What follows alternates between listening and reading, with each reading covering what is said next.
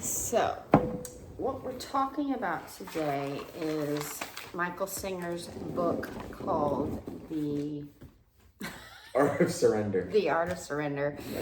And we have done 5 chapters already, and this is chapter 6, and we're going to be discussing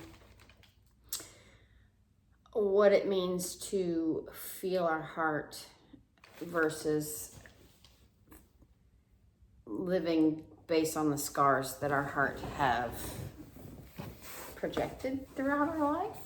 Is that a good way to put it? So, what did you feel? Well, this information we got from this particular, what do you call it, chapter was really pertinent to me because he started off by saying we constantly surround ourselves with people actually as a distraction, and we tell ourselves this lie that like, oh, we're just social creatures and this and that, which is true. I think it's natural and healthy for humans to socialize, but if you're living in reaction and just keeping people around you because you can't face something in yourself, which is something I personally did. Like, I've always kept people around me, and then the last year and a half, God basically put me by myself. Like, every time my best friend was supposed to move in and something crazy came up, this other person was supposed to, it's just, no matter what, I've been basically forced to be alone. But it taught me this amazing lesson through hearing Michael Singer and other speakers that somehow I'm hearing the same kind of message of like, real spiritual growth means learning to feel your emotions from a place of awareness. So that's completely transformed my life. So, but I constantly need to be reminded of it because I think, our tendency is to just immediately, even before we are aware of it, just repress. So, yeah, that's what I got from it. That is a very true thing. And, I know so many people that think it's a bad thing if they're alone. They think it's a bad thing to go to dinner by yourself even. And that to me is unfathomable because I love my alone time. I had a rough day on Sunday, and all I wanted to do was be by myself the next day. And what did I do? I sat in my house by my damn self with not a stitch of clothing on. And wow, it just felt good to feel what came up, do the things that I felt called to do without any opinions or I gottas or, that's where the true healing happens because we are alone with our thoughts. We are alone with our heart. We are free to experience what comes up without fear or judgment of what other people might think. Because I personally give 0 fucks what other people think. I've made that very clear in my life. But these scars that we tend to bury, these past feelings, these past hurts, these past experiences, when we actually are alone, I think we give them that time to come up. We give them that time to be expressed. We give them that time to be felt. Because life these days especially is about distraction. What are we doing today? And I personally like the days where I'm not doing a damn thing with not a soul. However, that being said, we do have to be with people to be able to have those triggers, have those feelings come up, have those experiences that cause these bubbles to come up over these scars, to cause these reactions or responses. But then we can become alone again and be aware of and think about and ask ourselves those questions and allow ourselves to feel what that was in a way to allow it and heal it. And, you know, that's where true healing comes. And that's where,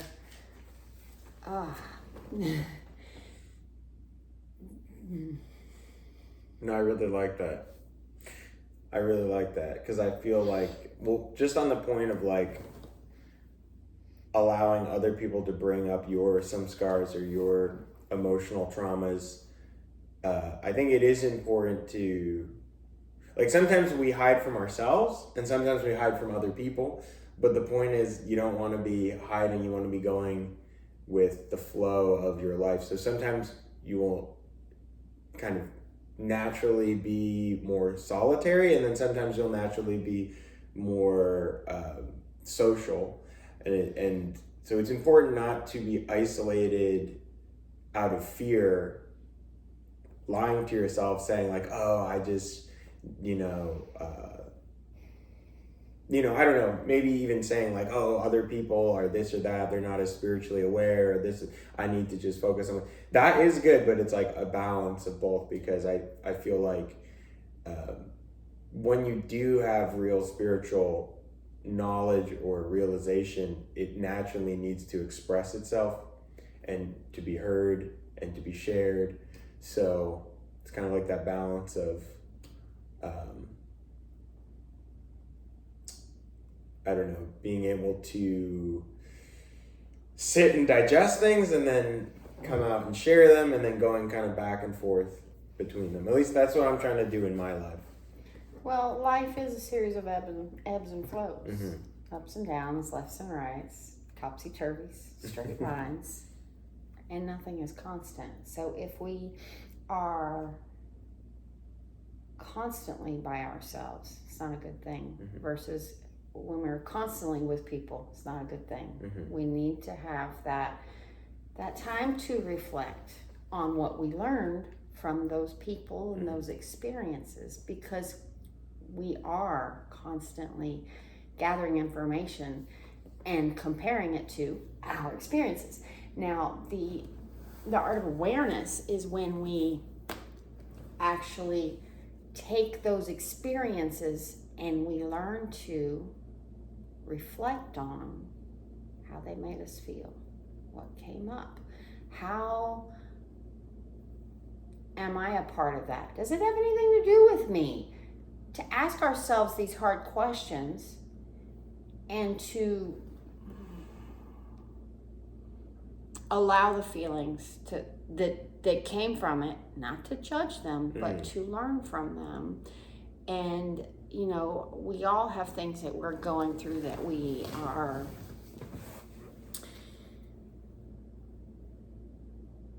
the stories and the things that we've been through are the stories and the lessons that we are to teach others. We are strengthened by our testimonies. If we go through all this hell in our life and then we come out on the other side because we do the hard work, what good is it if we keep it to ourselves? What good is it? It's useless if we keep it to ourselves. The things that we are strengthened by our testimony, that is something that we're here to share. Here come the tears. Oh my God. We're here to share what we've learned. We're not supposed to just keep it all to ourselves and become this wise Buddha thing. I just that came to mind, and not speak and just keep it to ourselves. That's not what life's about. We can't help others, which is all of our true nature, to want to help each other. We don't do that by keeping to ourselves. So that's why that ebb and flow of the social versus the alone, and as somebody who used to be an introvert, I now realize that because I used to take on so many people's feelings and emotions, and their struggles. I took them on as my own. I tried to solve other people's problems. I did that for 18 years, when I did nails. And what I've learned now is, although those were great experiences to have and to help people, now I've learned to sit back and just listen to people. I don't always have to fix anything. Actually, most of the time I don't. I just sit and listen. And I ask myself the questions. What am I learning from their experiences? What am I doing to grow from their issues in life? I don't need to fix their issues. They fix themselves, and if I have a word, that's different than feeling like I'm stressed because so-and-so is going through this. I've evolved where it's like other people's problems don't really affect me much anymore. I'm working on me and my stuff. I'm there to listen to people, but I also need that alone time to work on my stuff. And it's, and this art of distraction. So we don't feel. I feel that. I find myself wanting to, be home alone, but then I find myself scrolling on my damn phone or playing solitaire because I don't want to read that book, or I don't feel like journaling, so I'm just going to play solitaire 15 times in a row and for no point. Do you understand? Yeah. Sometimes you need to just do that, though, and not judge yourself doing it, but when it becomes clearly avoidance of emotion, then it's like, okay, there's something I'm running from, because I do the same thing. And then it's like, is it really alone time if you're absorbing your consciousness in some distraction? I don't know if it really is. But anyways, back to what you're saying about taking on other people's emotions. I'm totally the same way, or I was the same way. And I think it's a sign of someone who's naturally spiritually evolved. I guess you would say, like, there's the spectrum between empaths and narcissists, and empaths are kind of connected more to like the oneness aspect, that that gap between others and you isn't there as much. But what happens is you absorb their energy, just like when you play a guitar string in the key of E. If there's another instrument, a violin that has a string that's the key of E, it'll start to vibrate. So we're picking up on other people's vibrations, and generally people have pretty low vibrations, For the most part. For the most part. And so you start to resonate with that, you start to amplify that, and then oftentimes people will just want to keep a feedback loop of negativity because it's all they know. And emotions are addictive, just like any other experience. So, yeah, like you said, you get to a point where you realize, like, being an empath, yes, you care about other people, but at the same time, it can be so self-destructive, and you could also not be doing a service to someone else just by basically believing their lie of their ego and reflecting that back to them. Oh, you are so hurt. Oh, you are such a victim. Oh, you are this or that. It's like it's like you're just feeding the fire. You think you're doing good, but you're really just, they don't know what's best for them. They don't know what they really want. And they're saying, oh, give me this, give me that. And you're just feeding this, basically a parasite on their mind.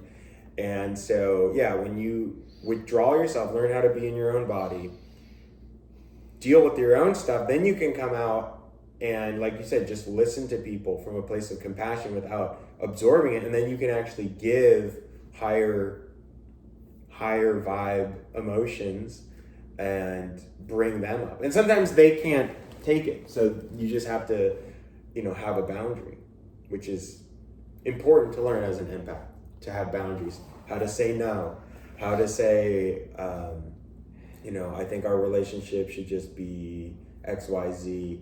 And, and sometimes just straight up cutting people out, which is really hard to do. But I feel like in my life recently, I've had to just cut certain people out, not because because of any judgment, just because I lose myself too much in them, or I take on too much of their identity and their belief systems, and I know like I don't really truly want to Go that imbibe path. that. Yeah. So I see that. Yeah. As an empath, I always used to just literally mirror. Recently, I've a person has come into my life, and I see the light in their soul. I see the joy. I see it in there, but circumstantially, I just have to sit back and watch. Yeah. And be that, I guess, sounding board. And I feel the old Casey would jump in and be like, oh my gosh, that's fucked up. Oh, I can't believe you're going through that.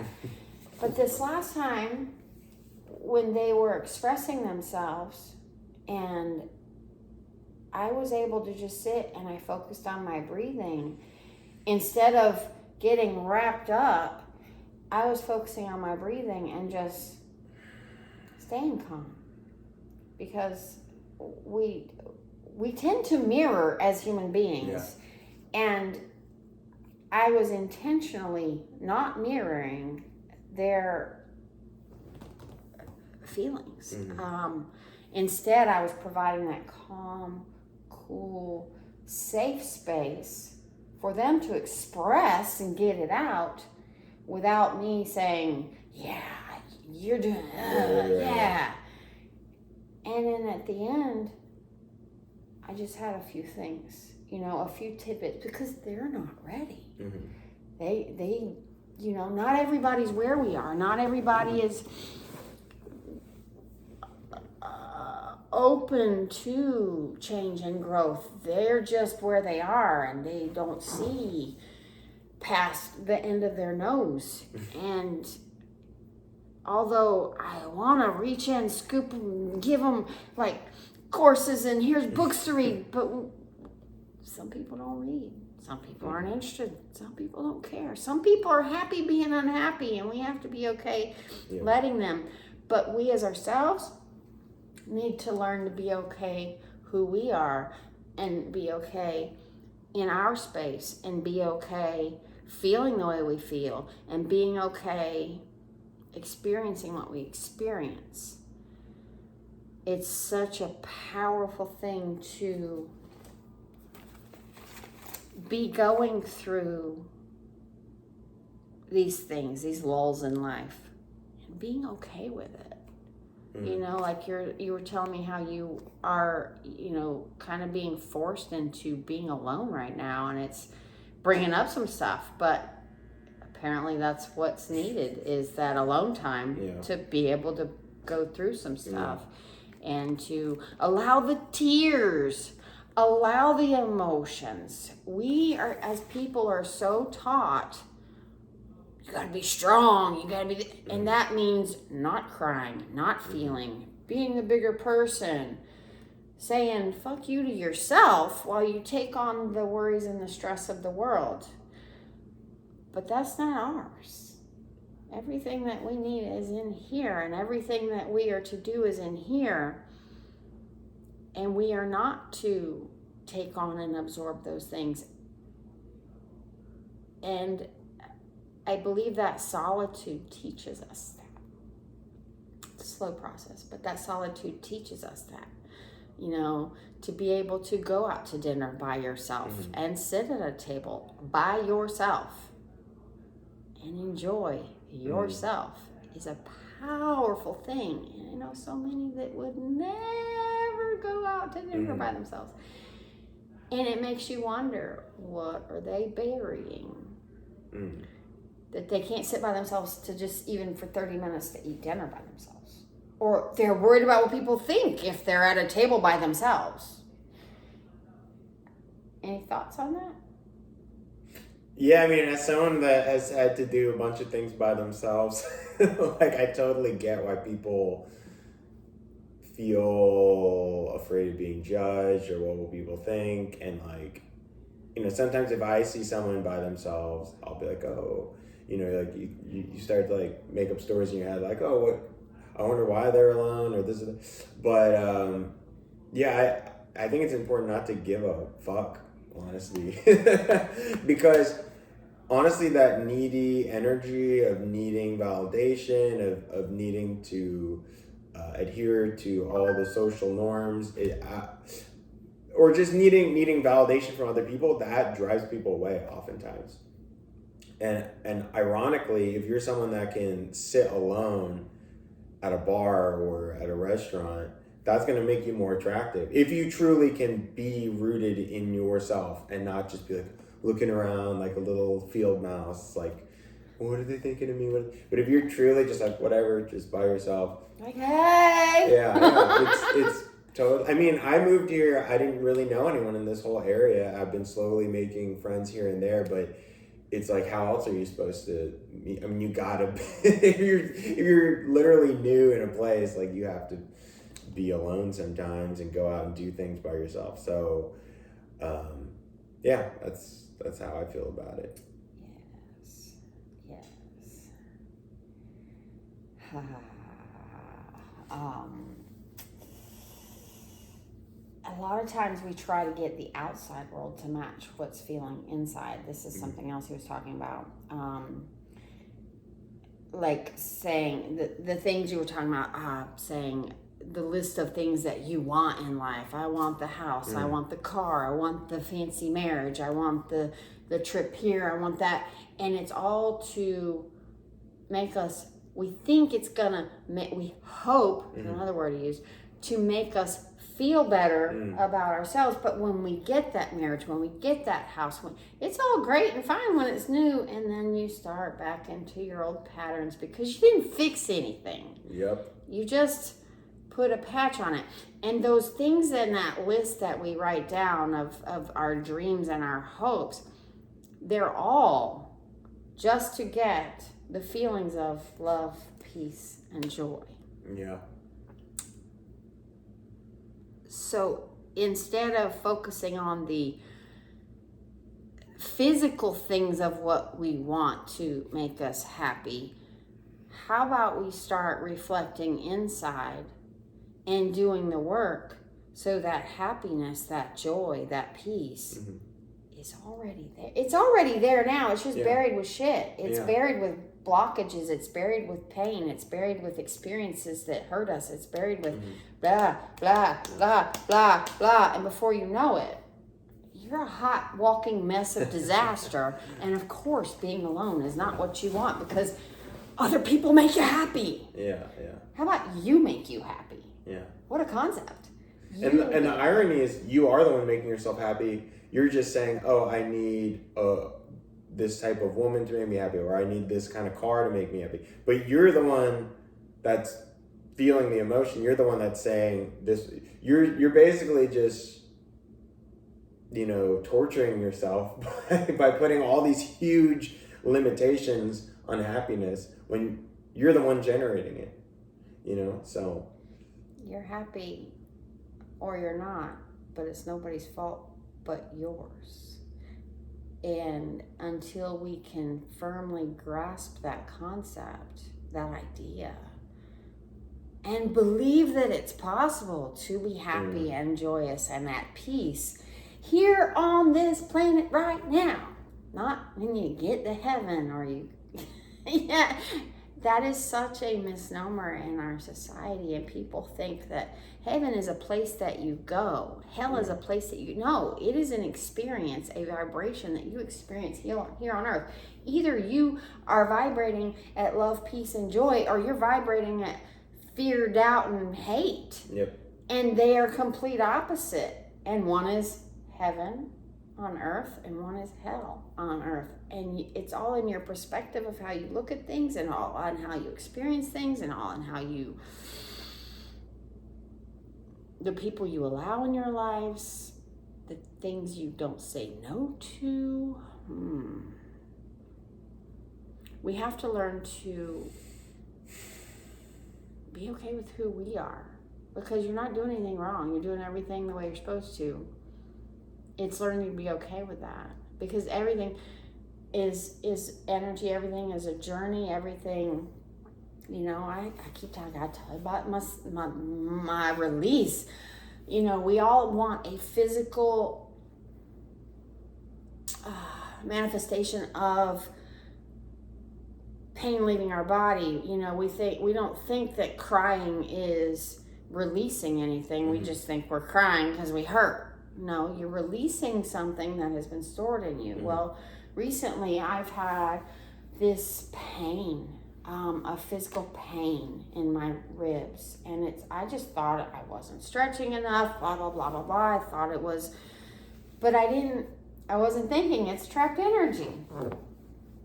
And then something came up, and I had this day that just brought up a lot of feelings, and then I reached out to somebody to help me through that, a coach, and she walked me through this process of starting tapping, and I started with it, and I went through, and I had the biggest release I've had in years, and I was able to feel completely calm and grounded after that. I slept hard as a rock, and the next day, those sore, achy places actually felt like swollen, like there was a knob that I could grab, and I grabbed them, and like I was squeezing a zit is kind of what it felt like.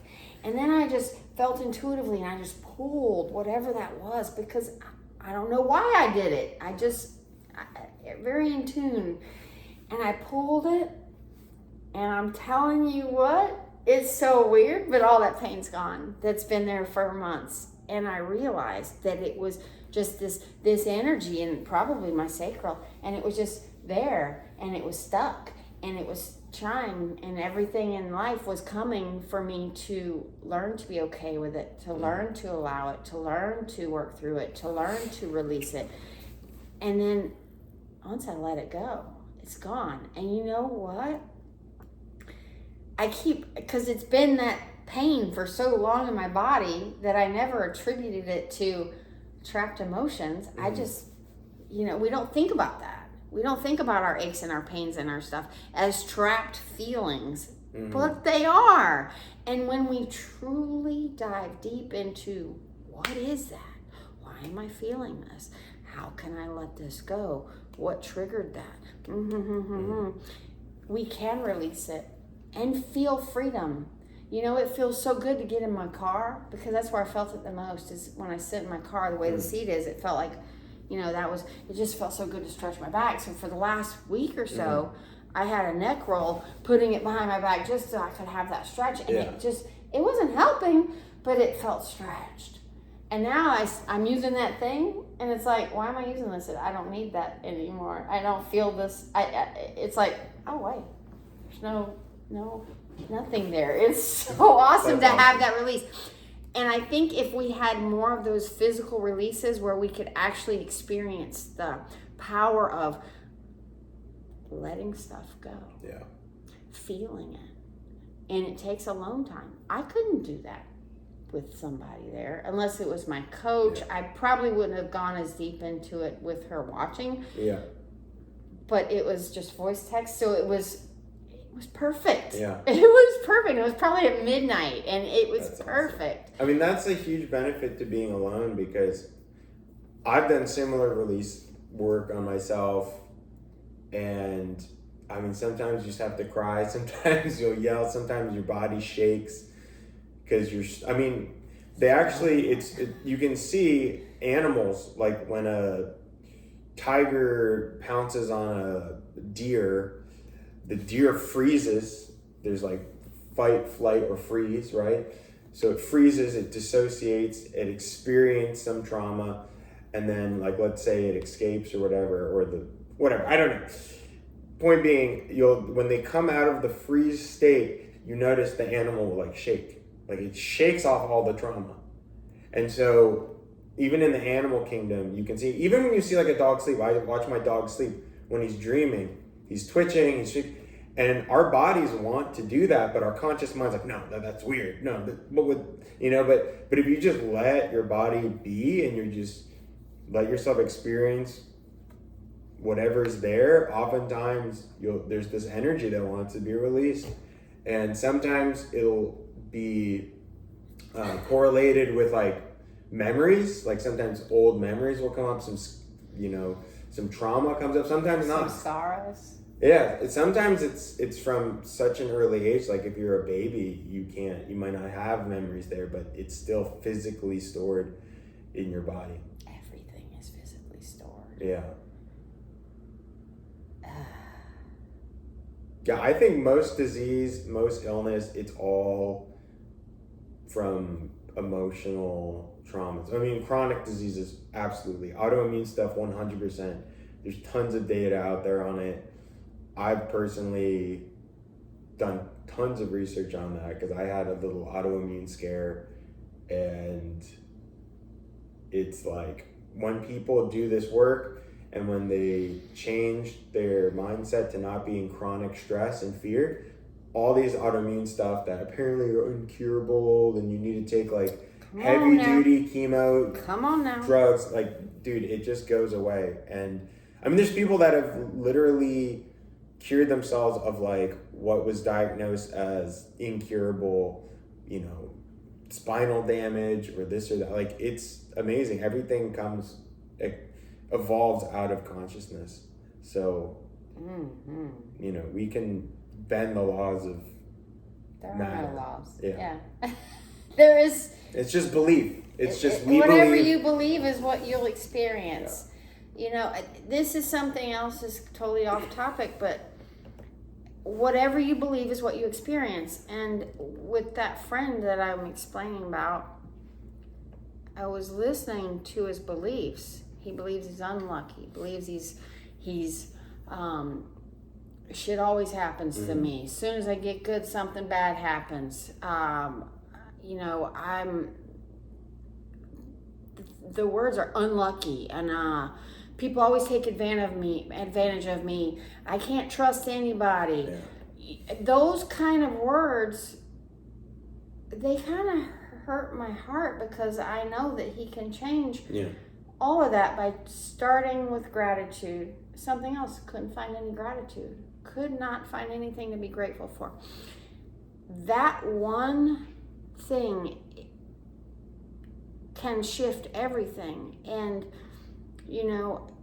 I've done the work, and I realize now that my thoughts create everything. And I've done the work from being that I can't find anything to be grateful for, I'm miserable, why does everything happen, to shifting it. And now I'm like, I always get the good parking spot. Stuff flows to me. People are always giving me stuff. I am so blessed. Everything, and that's my experience in life. And if something doesn't go your way, quote unquote, you're like, oh, this is a lesson.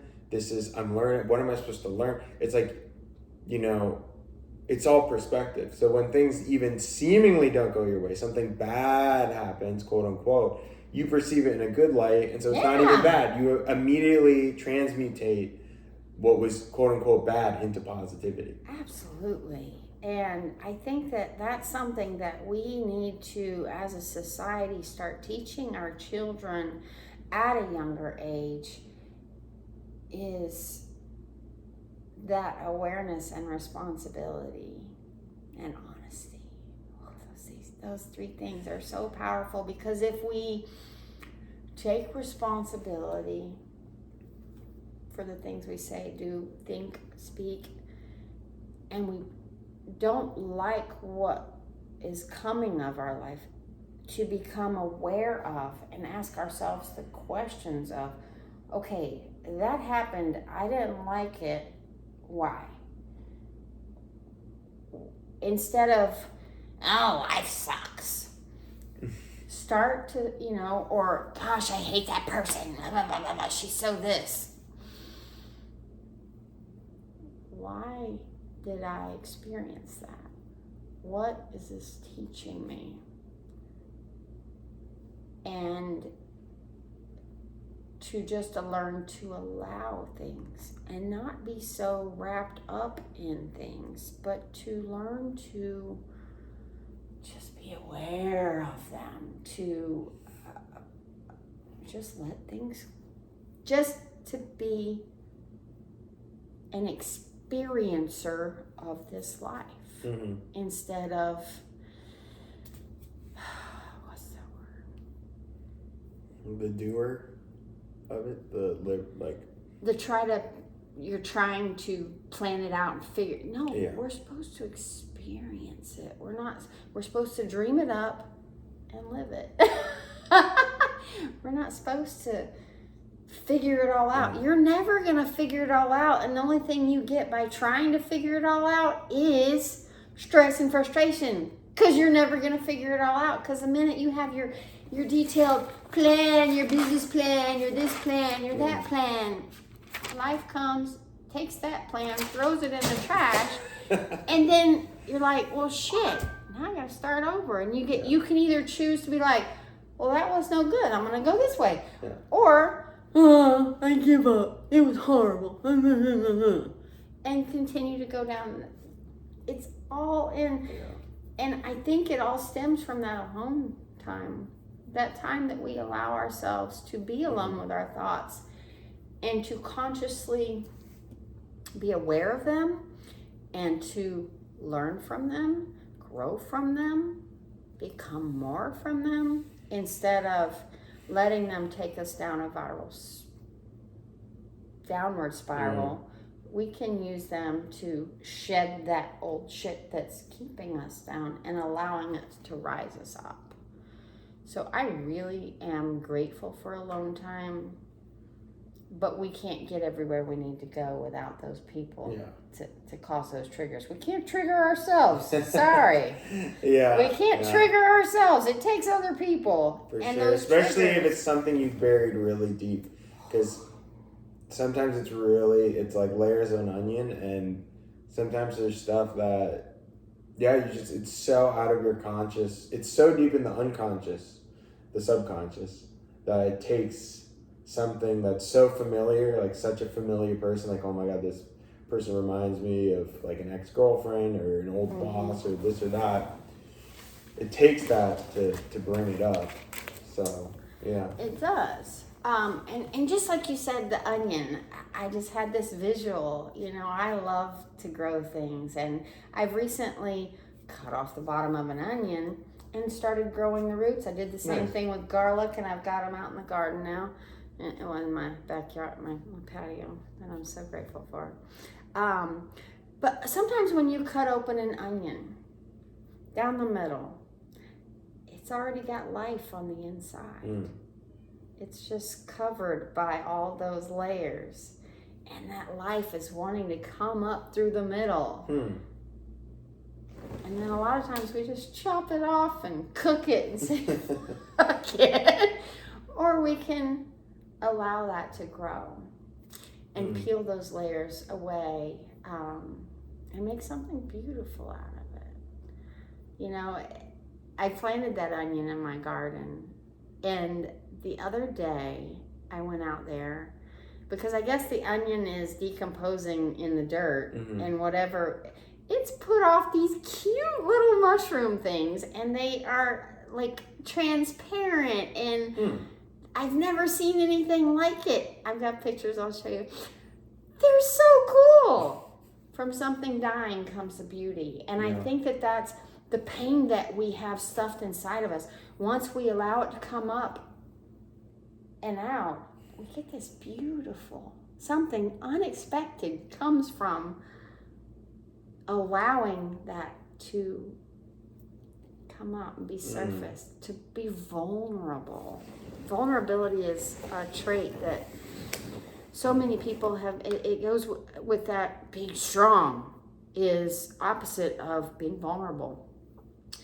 And I am here to share my experience of I'm strong because I'm vulnerable. And that's something, people have always told me that, crying is weak. You shouldn't cry. And I'm like, well, I'm here to tell you I cry. I'm going to cry in front of anybody. I'll cry in front of everybody on stage. I've cried in front of my whole church. I don't care. These are true feelings, and it makes me strong in people's eyes. Yet society thinks you're weak if you cry on their own selves. I can't cry, I'll be weak. But when you see somebody sharing their feelings or sharing their emotion publicly, you call that being vulnerable, and bravo. Why do we put that shame on ourselves for letting that vulnerability, those feelings, that's what vulnerability is, sharing our deep heart feelings, our that perceived guilt and shame, because there really is no guilt and shame. It's just a vibration of down there with fear and doubt. It's down at the bottom. Yeah. Guilt and shame are not anything that we need to feel. It is a societal thing of, you did that wrong. No, I didn't. I did it the way I felt was right. And the more we learn in our alone time to sit with those feelings and ask ourselves those questions, why did I do that? What was my intention behind that? And write it out. I'm a big proponent of writing it out, getting it out.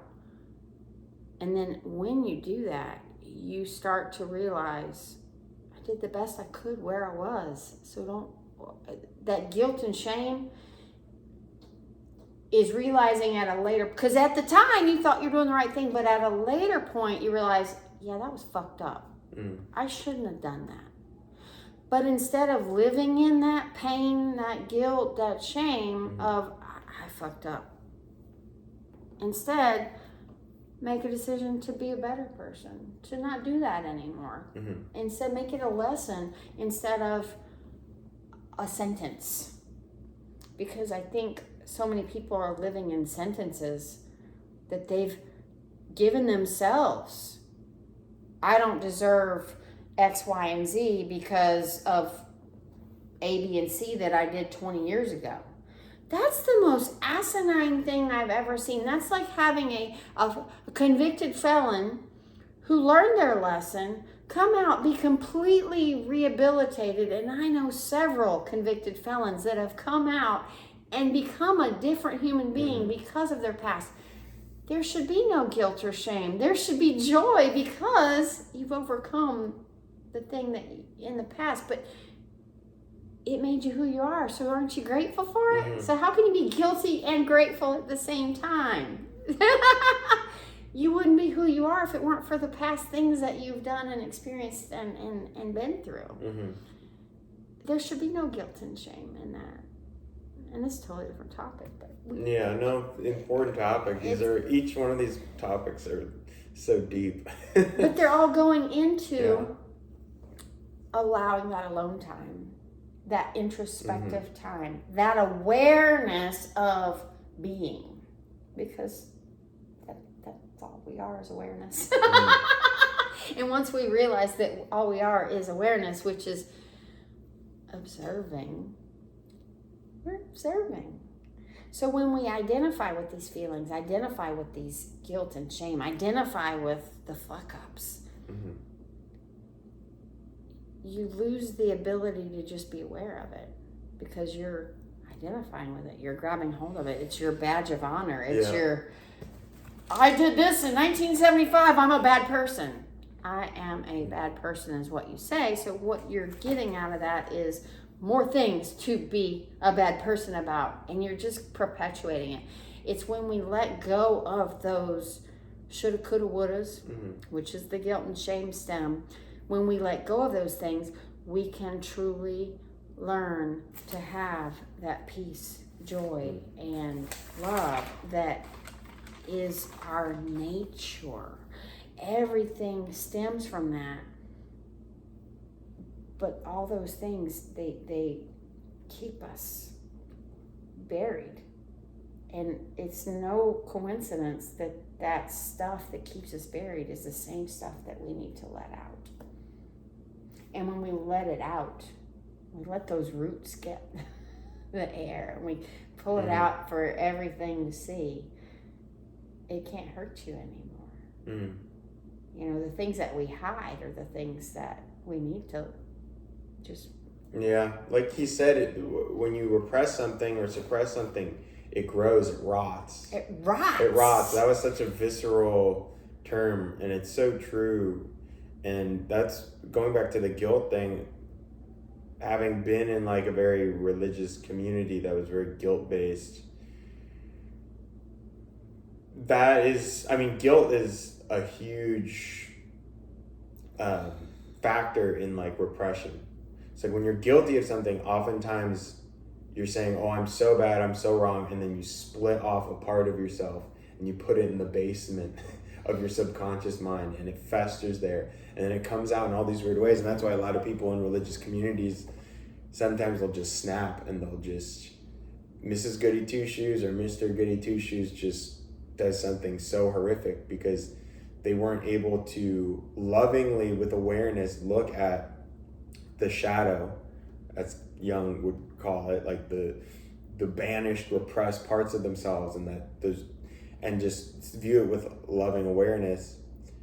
And that's how you diffuse it. You bring it up, you give it air. Just like, it's almost like mold. Like mold needs to grow in a stagnant, dark, closed off space, right? And as soon as you get the air moving, it can't grow. So literally these dark emotions are like a mold.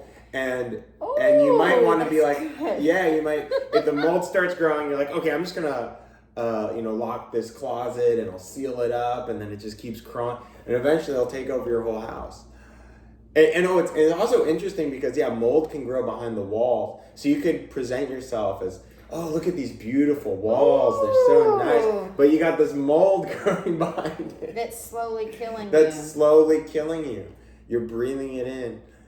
And that's such a good analogy. Yeah. Wow. I'm going to have to write that one down. I'm copyright that shit. I'm going to write that shit down. Mold. It's funny because the reason I came up with this because I found a leak behind my wall, and so I've been dealing with mold growth and I'm getting it taken care of. But it's funny how these life circumstances can translate into beautiful the same analogies. Thing. I had somebody recently. She shared the stuff on her bathroom counter, and she scooped it up, and she kept cleaning it up, and it kept showing up. Yeah. It was termites from a little hole. Okay. Bathroom, beautiful. You wouldn't know, beautiful home. You got termites eating the source of your home, the structure. Holy crap. What are we throwing up there that's eating the source of our structure? Because our body is our structure, and the thing, all these diseases and these things, these problems, they're like the termites and the mold. But we've got to get up there, get them out, get it going, clear the air. Yeah. Put some, kills down. Kill that mold. And I would like to say, because a lot of times people in more the New Age community, they want to live in a way they just follow their desires. There is no guilt. There's no this. But you could also get drawn down a dark path that way if you don't have discrimination. And there is karma. There are consequences for action.